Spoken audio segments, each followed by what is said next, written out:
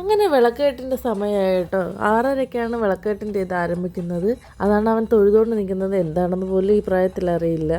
പിന്നെ നമ്മളിത് ഫോട്ടോഷൂട്ടും കാര്യങ്ങളൊക്കെ നടത്തിയാണ്.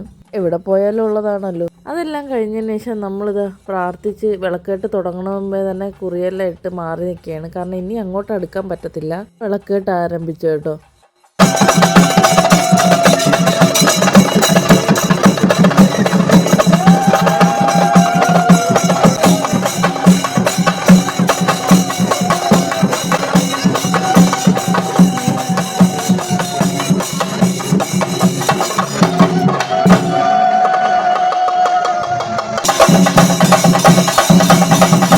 11ാമത്തെ വർഷമാണ് നമ്മളിത് ചെയ്യുന്നത്.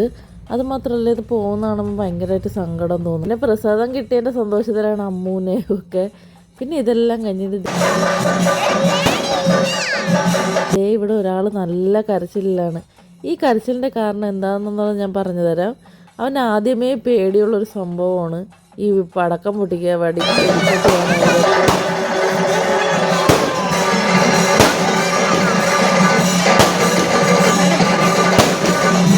അവൾക്കിതൊക്കെ ആസ്വദിക്കുന്നതും കാണുന്നതൊക്കെ ഒത്തിരി ഇഷ്ടമുള്ള കാര്യമാണ് കേട്ടോ.